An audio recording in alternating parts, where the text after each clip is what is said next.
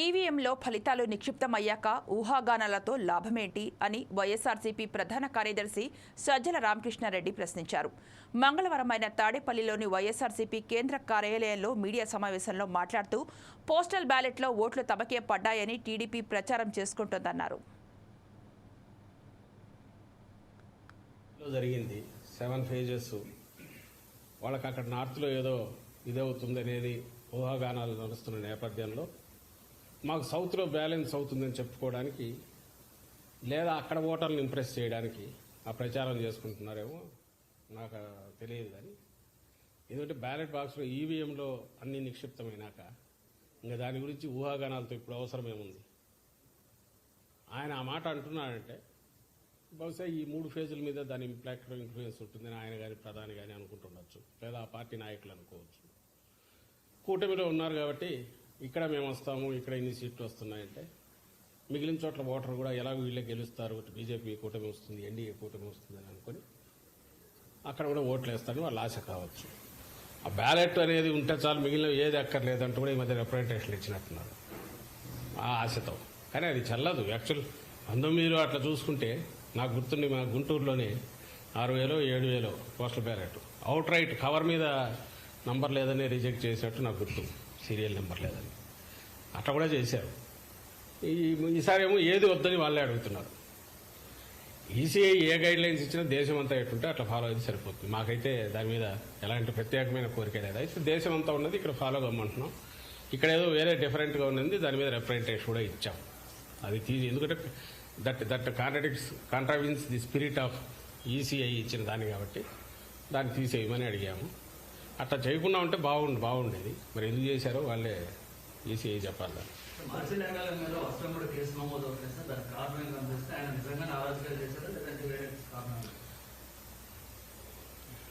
ఇప్పుడు మీరు గమనిస్తే గత 10-15 రోజులుగా అసలు అక్కడ ఏం జరుగుతుంది మాచర్ల అంటే మాచర్ల సెంట్రిక్ గానే మొత్తం ఎల్లో మీడియా కానీ ఆ పార్టీ కానీ టీడీపీ కానీ నడుపుతున్నారు, ఒక ఎమ్మెల్యేని టార్గెట్గా పెట్టుకొని. ఈ నేపథ్యంలో 2 చెప్పారు. ఒకటి, ఎన్నికల కమిషన్ అనేది ఏదైతే అంపైరింగ్ రోల్ చేయాలనో ఇక్కడ ఒక నిష్పక్షపాతంగా అటు ఇటు సైడ్ తీసుకోకుండా చేస్తాదనే మా ఆశ, చేయాలనే మా కోరిక. అందుకోసం ఎప్పుడైతే ఎన్నికల కోడ్ వచ్చినప్పటి దగ్గర నుంచి కూడా మీరు గమనిస్తే మా పార్టీ కానీ అధికారంలో ఉన్నప్పటికీ ముఖ్యమంత్రి గారితో సహా డిస్టెన్స్ అయ్యాం అక్కడికక్కడ. అలాగే ఏ నిర్ణయం తీసుకున్నా కూడా ఇద్దరికి సమానంగా ఉండే రకం ఏది తీసుకుంటున్నా కరెక్ట్ అనుకుంటున్నాం. కానీ దురదృష్టవశాత్తు ఈ ఎన్డీఏని కూటమి ఫామ్ అయినప్పటి నుంచి ఆ తర్వాత పైన ఎక్కడైతే సెంటర్లో బీజేపీ ఉన్నదో అంత పొత్తు పెట్టుకున్నప్పుడు నుంచి ఎన్నికల కమిషన్కు బాబు దోమపోట్లాగా బాబు కాటో లేక బాబు వైరస్ ఏదో సోకినట్టుంది, ఇన్ఫెక్షన్ వచ్చిందేమో అని అనిపిస్తుంది. అది ఎంతవరకు పోయిందంటే ముందు అనుమానంగా ఉండేది, ఇప్పుడు నిజమని కూడా అనిపించే రకంగా ఎన్నికల కమిషన్ వ్యవహరిస్తున్న తీరు. ఇప్పుడు ఆల్ ప్రాక్టికల్ పర్పసెస్ ప్రభుత్వాన్ని. ఏపీలోని మాచర్ల నియోజకవర్గంలో జరిగిన హింసాత్మక ఘటనలపై ఎమ్మెల్యే పిన్నెల్లి రామకృష్ణారెడ్డికి మరోసారి ఏపీ హైకోర్టులో ఊరట లభించింది. ఇప్పటికే ఈవీఎం ధ్వంసం ఘటనలో ముందస్తు బెయిల్ పొందిన పిన్నెల్లిపై మరో 3 కేసుల్లో తనను అరెస్టు చేయవద్దంటూ దాఖలు చేసిన పిటిషన్పై కోర్టు సానుకూలంగా స్పందించింది. అయితే పోలీసులు జూన్ 6 వరకు అరెస్టు చేయవద్దంటూ మధ్యంతర తీర్పునిచ్చింది. పోలింగ్ రోజున అనంతరం పిన్నెల్లితో సహా అతడి అనుచరుల దాడుల్లో గాయపడ్డ బాధితులు పిన్నెల్లిని అరెస్టు చేయాలని కేసులు నమోదు చేశారు.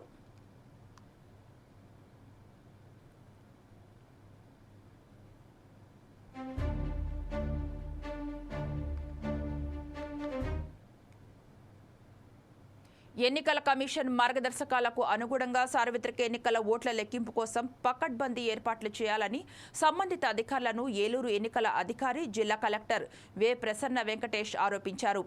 ఏలూరు సమీపంలో పట్లూరులో సర్ సిఆర్ రెడ్డి ఇంజనీరింగ్ కళాశాలలో ఏర్పాటు చేసిన స్ట్రాంగ్ రూమ్లను, కౌంటింగ్ కేంద్రాలను, భద్రతా చర్యలను కలెక్టర్ వే ప్రసన్న వెంకటేష్ పరిశీలించారు. ఓట్ల లెక్కింపు కోసం ఏర్పాట్లన్నీ ముందస్తుగానే పూర్తి చేయాలన్నారు. కౌంటింగ్ కేంద్రంలోకి అధికారులు, అభ్యర్థులు, వారి ఏజెంట్లు వెళ్లేందుకు బారికేడ్లు ఏర్పాటు చేయాలన్నారు. ఓట్ల లెక్కింపు కోసం చేపట్టవలసిన ఏర్పాట్లన్నీ సంబంధిత రిటర్నింగ్ అధికారులు పర్యవేక్షిస్తూ త్వరితగతిన పూర్తి చేసేందుకు చర్యలు తీసుకోవాలన్నారు.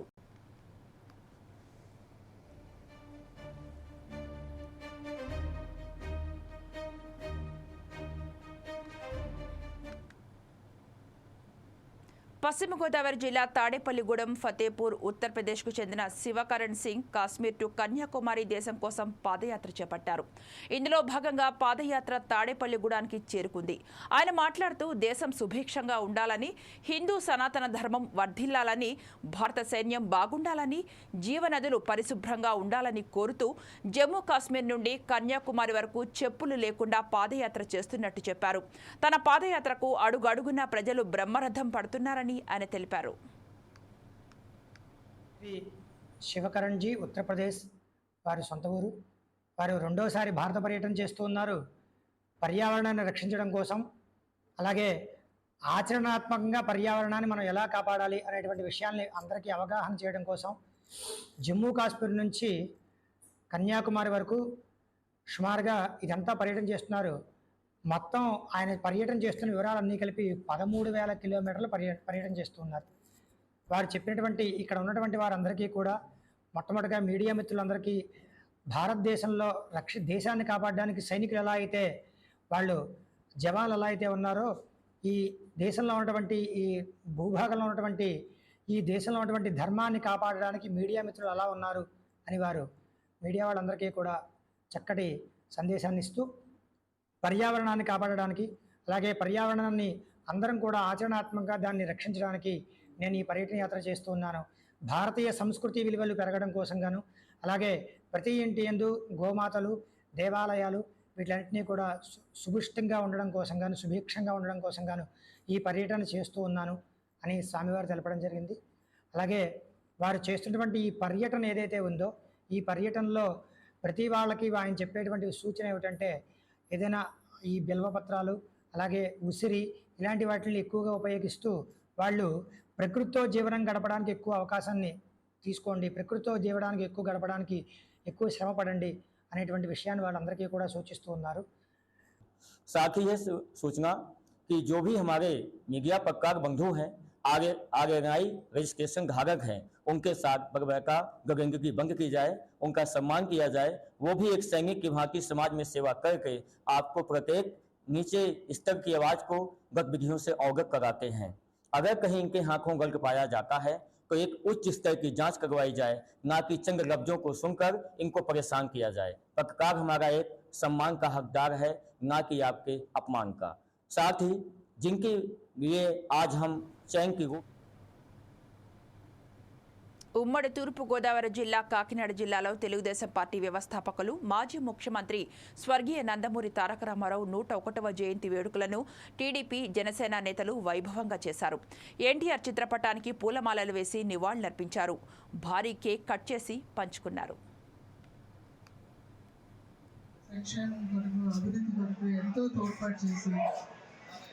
పార్టీని ప్రలోభితం చేసి పార్టీ కార్యకర్తలను పటిష్టం చేసిన వ్యక్తి నందమూరి తారక రామారావు గారు. మరి ఆనాటి నుంచి నిరుపేదలకి మంచి జరగాలనే ఉద్దేశంతో బడుగు బలహీన వర్గాలకి అభివృద్ధి కొరకు మరి ఈరోజు ఎన్నో కార్యక్రమాలు చేశారు ఆయన. ముఖ్యంగా ప్రధానంగా చెప్పాలంటే ఫస్ట్ నందమూరి తారక రామారావు గారే ఎంత మంచి తెలుగుదేశం పార్టీ క్యాడర్ను బాధ పెట్టాం అని చెప్పి వైఎస్ఆర్సీపీ పార్టీ కార్యకర్తలు, నాయకులు అందరూ కూడా కుమిలి బాధపడాలి. వాళ్ళు బాధపడాలంటే మనందరం కూడా ఆనందంగా ఉండాలి. మన పార్టీ కార్యక్రమాల్ని ప్రజల్లోకి తీసుకెళ్ళాలి. మన దివ్యమ్మకి మంచి పేరు తీసుకురావాలి. తొలి నియోజకవర్గంలో తెలుగుదేశం పార్టీకి మరొక 30 సంవత్సరాలు ఎదురు లేదు, తెలుగుదేశం పార్టీకి తిరగలేదు అని చెప్పి ఈ గంటపరంగా తెలియజేయాలి. అంతే తప్పించి లావరాజు గారు చెప్పినట్టు, మిగతా నాయకులు చెప్పినట్టు మనం ఎదుటి పార్టీ నాయకుల్ని కానీ ఎదురు పార్టీ తాలూకా సిద్ధాంతాలను కానీ కించపరిచినట్టయితే మనం కూడా మళ్ళీ వెనక్కి తిరిగి చూసుకునే రోజులు వస్తాయి. అతని కొన్ని నియోజకవర్గ ప్రజల మనసుల్లో సంపాదించుకున్నటువంటి ఆస్తి ఏదన్నా ఉందంటే మంచితనం అని కూడా ఈ సందర్భంగా మనందరూ అర్థం చేసుకోవాల్సిన అవసరం ఉంది. మరి దానిలో భాగంగా ఈ రోజున మొన్న జరిగినటువంటి ఎన్నికల్లో వారి తనయురాలుగా యనమల దివి గారి నియోజకవర్గంలో మనందరి ఆశీస్సులతోటి, పార్టీ ఆశీస్సులతోటి, చంద్రబాబు నాయుడు గారి ఆశీస్సులతోటి ఉమ్మడి అభ్యర్థిగా ఇక్కడ పోటీ చేయించడం జరిగింది. మరి యనమల దివి గారు ఈ రోజు మన తుని నియోజకవర్గంలో ఎన్నడూ లేని విధంగా అంబేద్కర్ కోనసీమ జిల్లా ఆత్రేయపురం మండలం ర్యాలీ గ్రామంలోని మ్యాజిక్ హౌస్ దగ్గర చిన్నారులకు వేసవి ఉచిత శిక్షణ తరగతులు నిర్వహించారు. అను స్వచ్ఛంద సంస్థ శ్యామ్ మాయ ఈ బడి ఆధ్వర్యంలో ప్రముఖ మనస్తత్వ శావేత్త శ్యామ్ జాదూగర్ ప్రారంభించారు. చిన్నారులకు మంచి వ్యక్తిత్వాన్ని అభివృద్ధి పరచుకోవడం ఎలా అనే అంశంపై ప్రత్యేక శిక్షణ ఇచ్చారు. వారం రోజుల పాటు నిర్వహించే ఈ శిక్షణ తరగతులలో వ్యక్తిత్వ వికాసం, సృజనాత్మకత, శారీరక మానసిక ఆరోగ్యం, డ్రాయింగ్, యాంకరింగ్, సామాజిక సేవ వంటి అంశాలలో ప్రత్యేక శిక్షణ ఇవ్వనున్నట్టు నిర్వాహకులు తెలిపారు. మన వ్యక్తిత్వ వికాసంలో ముఖ్యమైన పాయింట్ ఏంటంటే రిలాక్సేషన్గా ఉండాలి. మనం ఏదైనా పని చేయాలనుకోండి, లేదా చదువుకోవాలంటే ఎలా ఉండాలి? నువ్వు ప్రశాంతంగా ఉంటేనే కదా చదువుకునేది. నువ్వు కంగారు నువ్వు వరిగా ఉండి టెన్షన్గా ఉన్నావు అనుకో, చదవగలవా? చదవలేవు. మీరు ఇప్పుడు మీ వయసులో చదువుకోవాలంటే ప్రశాంతంగా ఉండాలి. పెద్దవాళ్ళు అయిన తర్వాత వ్యాపారాలు చేయాలంటే వాళ్ళు కూడా ప్రశాంతంగా ఉండాలి. అంటే పుట్టిన ప్రతివాడు ప్రశాంతంగా ఉంటేనే మనం ఏదైనా చేయగలం. ఓకేనా? కాబట్టి ప్రశాంతంగా ఎలా ఉండాలి, రిలాక్సేషన్ ఎలా ఉండాలన్నది నేను ఇవాళ చెప్తాను. ఇది ఎరిక్సన్ రిలాక్సేషన్ అంటారు. ఏమంటారు దీన్ని? ఎరిక్సన్ అనే ఒక సైకాలజిస్టు ఈ అద్భుతమైనటువంటి రిలాక్సేషన్ చేశారు అన్నమాట. అది నేను చేసి చూపిస్తాను. నీ కుడి చేతులు రెండు, కాళ్ళు రెండు ఫ్రీగా విడిచిపెట్టేసావు కదా. ప్రశాంతంగా రిలాక్స్ అవుతూ క్లోజ్ యువర్ ఐస్, కళ్ళు మూసుకో. ప్రశాంతంగా కళ్ళు మూసుకుని ఇప్పుడు నీ కుడి చేతి పిడికిలు బిగిస్తూ గాలి పీల్చు. Very good. స్లోగా గాలి విడిచిపెట్టే. పిడికిలు విలువ చేసేది, గాలి విడిచిపెట్టే. బంధించాలి. అలా గాలి బంధించి ఒక నిమిషం విడిచిపెట్టేయకూడదు. బంధించి పట్టుకోవాలా. Very good. స్లోగా గాలి విడిచిపెట్టే. రిలాక్స్. Very good. పిడికిలు విడిచిపెట్టేయాలి. ఓకేనా? పిడికిలు బిగిస్తూ గాలి పీల్చి బంధించాలి. Very good. బంధించాలా. ఇప్పుడు స్లోగా గాలి విడిచిపెడుతూ పిడికిలు విడిచిపెట్టాలి. Very good. రిలాక్స్.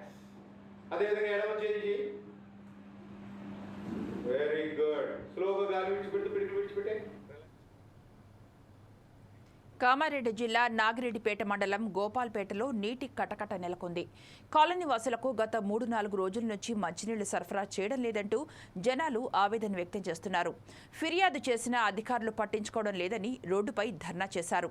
అధికారులు స్పందించిన సమయానికి తాగునీటిని సరఫరా చేయాలని కోరుతున్నారు.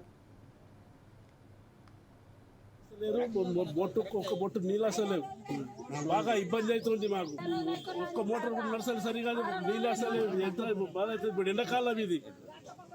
సెక్రటరీ గారి దగ్గర పోయి మేము చెప్తే ఆయన పట్టించుకుంటూ ఏమంటాడు, ఏం చెట్లతో ఆకులు కాస్తున్నాయి, అయినా కూడా అవుతుంది, ఏం చేస్తారని చెప్తున్నాడు. 5 రోజుల నుంచి నీళ్ళు పోయి మండలు ఎక్కువడారు.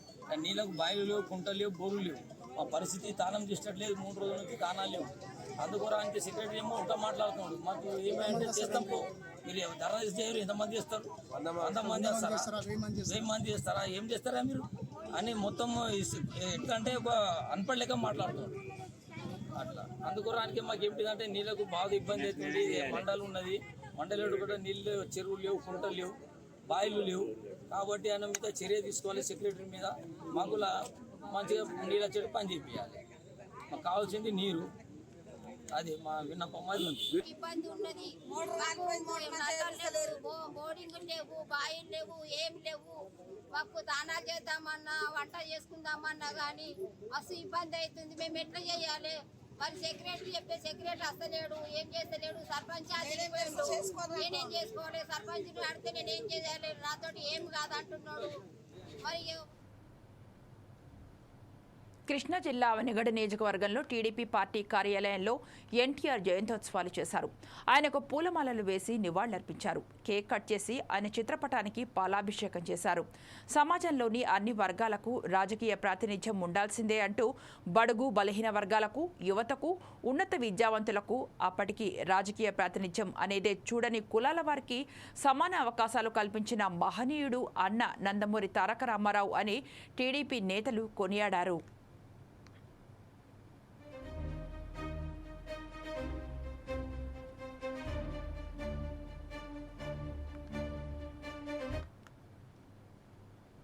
పొరపాట్లకు తావు లేకుండా అత్యంత పారదర్శకంగా ఓట్ల లెక్కింపు ప్రక్రియను నిర్వహించాలని అధికారులందరూ సమాయత్తంగా ఉండాలని విశాఖ జిల్లా ఎన్నికల అధికారి కలెక్టర్ డాక్టర్ ఏ మల్లికార్జునరావు పేర్కొన్నారు. లెక్కింపు ప్రక్రియలో పాల్గొనే అధికారులు, సిబ్బంది ప్రతి అంశంపైన క్షుణ్ణమైన అవగాహన కలిగి ఉండాలని, సందేహాలుంటే శిక్షణా సమయంలోనే నివృత్తి చేసుకోవాలని సూచించారు.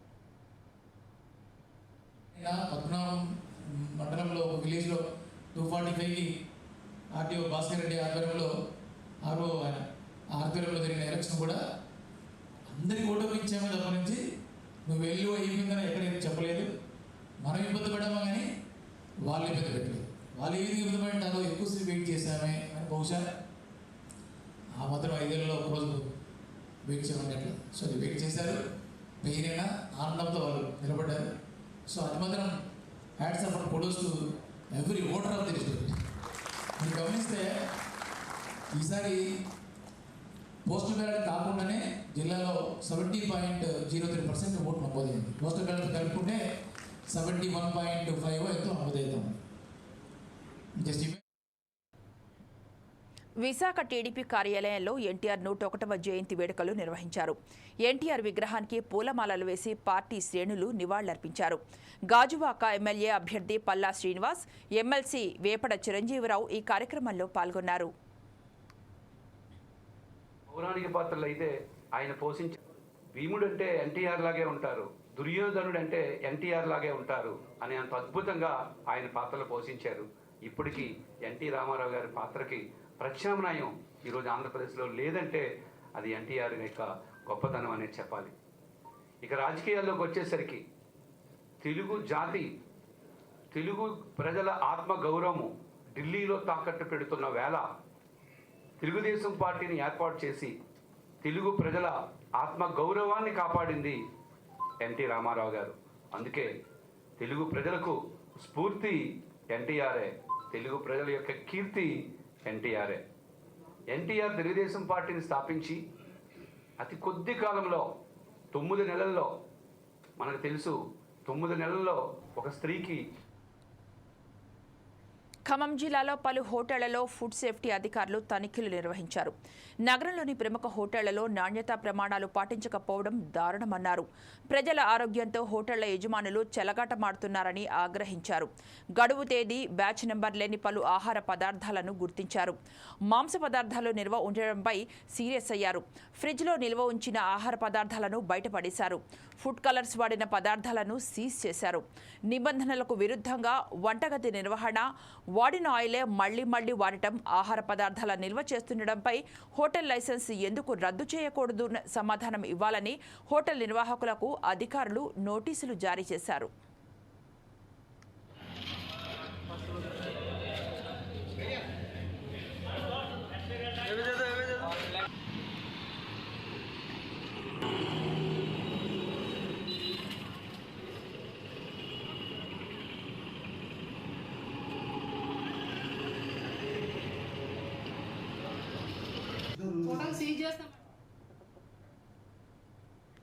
ఓట్ల కోసం, అధికారం కోసం కొంతమంది ఎన్టీఆర్ పేరును వాడుకుంటూ భజన చేస్తున్నారని, నీతివంతమైన రాజకీయాలు నడిపిన ఏకైక వ్యక్తి ఎన్టీఆర్ అని వ్యవసాయ శాఖ మంత్రి తుమ్మల నాగేశ్వరరావు కొనియాడారు. ఖమ్మం జిల్లా సత్తుపల్లి పట్టణంలోని కాంగ్రెస్ పార్టీ క్యాంపు కార్యాలయంలో ఎమ్మెల్యే మట్ట రాగమయ్య ఆధ్వర్యంలో స్వర్గీయ నందమూరి తారక రామారావు జయంతి వేడుకలను ఘనంగా నిర్వహించారు. ఈ కార్యక్రమానికి ముఖ్య అతిథిగా మంత్రి తుమ్మల నాగేశ్వరరావు హాజరై ఎన్టీఆర్ చిత్రపటానికి పూలమాలలు వేసి నివాళులర్పించారు. ఆయన శతదినోత్సవాలు పెద్ద ఎత్తున ప్రపంచవ్యాప్తంగా జరుపుకున్నారు. ఏ నాయకుడికి కూడా ఇంత పెద్ద గౌరవం ప్రపంచంలో ఎవరికి దక్కదు. ఒక ఎన్టీఆర్కే అన్ని దేశాల్లో ఆయన జన్మదినం జరుపుకుంటున్నారంటే ఆయన ద్వారా రాజకీయాల్లోకి వచ్చినటువంటి మనకి అంతకంటే వేరే అదృష్టం ఉండదు అని చెప్పి మీకు ఈ సందర్భంగా మనం చెప్తున్నాం. ఆ మహానుభావుడి యొక్క కృపే కావచ్చు, ఆశీర్వాదమే కావచ్చు, ఆలోచనల ప్రకారంగా రాజకీయాల్లో ఒక సత్సంప్రదాయాన్ని, ఒక నీతివంతమైనటువంటి నిబద్ధతతో కూడుకున్నటువంటి రాజకీయాలు తీసుకురావాలని ఆనాడు ఆయన ప్రయత్నం చేశారు. ఒక నీతివంతమైనటువంటి రాజకీయాలు నడపడానికి ఆయన గారు ప్రయత్నం చేశారు. ఆయన ప్రవేశపెట్టిన పథకాల ఫలితంగానే ఈనాడు భారతదేశంలో ఏ రాజకీయ పార్టీ కూడా ఆ సంక్షేమ వాళ్ళ ఓట్ల కోసం, వాళ్ళ అధికారం కోసం, వాళ్ళ అవసరాల కోసం పూజ్యులు ఎన్టీ రామారావు గారి భజన చేసే పరిస్థితి వచ్చింది. ఆయన పథకాలే కాదని చెప్పి బయటికి పోయేటటువంటి ఏ రాజకీయ పార్టీ కూడా ఈనాడు భారతదేశంలో మనగలిగే పరిస్థితి లేదు. అంటే సమాజానికి ఏం కావాలో, సామాన్యులకి ఏం కావాలో, కష్టజీవులకి ఏం కావాలో తెలుసుకున్నటువంటి వ్యక్తి ఆనాటి ముఖ్యమంత్రి ఎన్టీ రామారావు గారు. సంక్షేమ రాజ్యం అని అంటే ఎన్టీఆర్ రాజ్యం, రామరాజ్యం అనే రకంగా ఆ రోజు చెప్పుకునేవాళ్ళు. భారతదేశంలో సంక్షేమ రాజ్యం ఎక్కడుంది అంటే ఆనాడు ఆంధ్రప్రదేశ్లో ఉందని చెప్పుకునే స్థితికి ఆయన స్థాపించినటువంటి పార్టీ ప్రభుత్వం కొనసాగింది. ఆ కొనసాగింపు ఇప్పటికీ కూడా దాని విలువలు ఎంతో కొంత ఉండబట్టే రాజకీయాల్లో మనబోటి వాళ్ళందరం కూడా నిలబడగలుగుతున్నాం. ఇక్కడ మనని గౌరవించి ఆశీర్వదించి పదవుల్లోకి పంపించినటువంటి సురవరం ప్రతాప్ రెడ్డి జయంతి వేడుకలు వనపర్తి జిల్లా కేంద్రంలోని అంబేద్కర్ చౌక్లో గల ప్రతాప్ రెడ్డి పార్కు నందు ఘనంగా నిర్వహించారు. ఈ సందర్భంగా నిరంజన్ రెడ్డి మాట్లాడుతూ తెలంగాణ రాజకీయ సాంఘిక చైతన్యం అంటే వెంటనే గుర్తుకు వచ్చే పేరు సురవరం ప్రతాప్ రెడ్డి. పత్రికా సంపాదకుడిగా, పరిశోధకుడిగా, పండితుడిగా, రచయితగా, ప్రేరకుడిగా, క్రియాశీల ఉద్యమకారుడిగా బహుముఖాలుగా సాగిన ప్రతాపరెడ్డి ప్రతిభ, కృషి అనన్యమైనవి. స్థానిక చరిత్రల గురించి, స్థానిక ప్రజల కడగండ్ల గురించి అతను పాడిన నిరంతర తపనకు ప్రతి అక్షరం ఒక ప్రత్యక్ష సాక్ష్యం. తెలంగాణలో కవులే లేరని నిందావ్యాఖ్యలను సవాలుగా తీసుకొని 354 కవులతో కూడిన గోల్కొండ కవుల సంచిక గ్రంథాన్ని కవుల జీవిత విశేషాలతో సహా ప్రచురించి గ్రంథ రూపంలోనే సమాధానమిచ్చిన వైతాళికుడు సురవరం ప్రతాప్ రెడ్డి అని అన్నారు.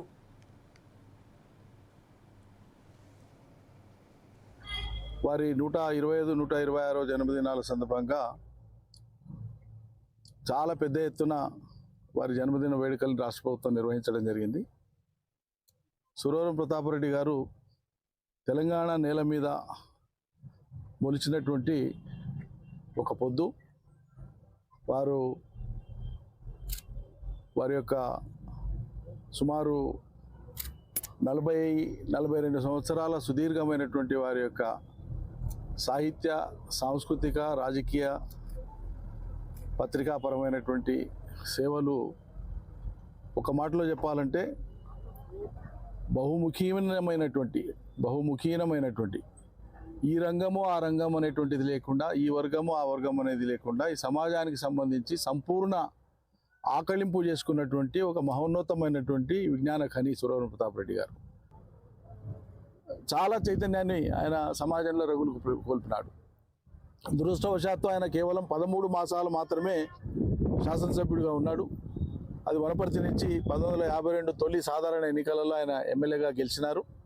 ఆ రోజు ఉండేటువంటి రాజకీయ చట్రంలో వాస్తవంగా ఒక నిష్కల్మషమైనటువంటి ప్రజాహితం కోరేటువంటి నాయకుడు ప్రతాప్ రెడ్డి గారు.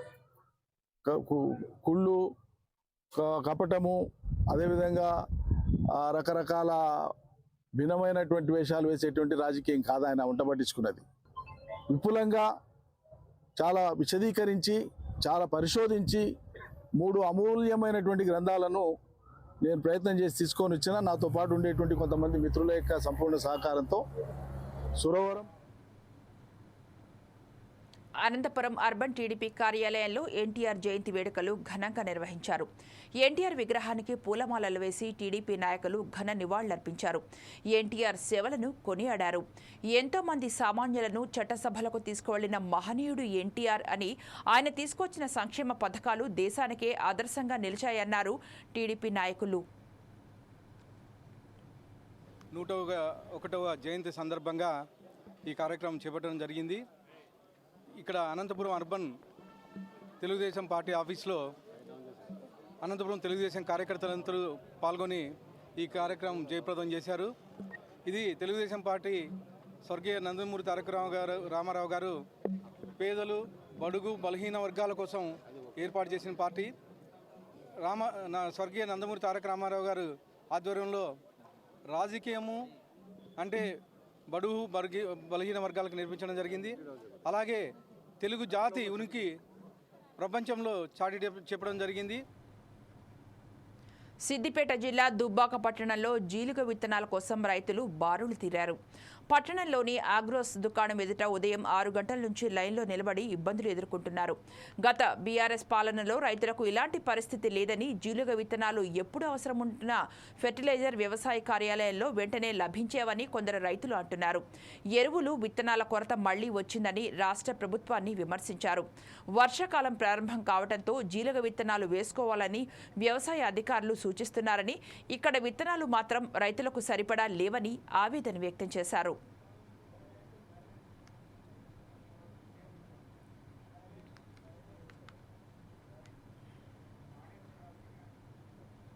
ఈ బులెటిన్ ఇంతటితో సమాప్తం. నమస్కారం.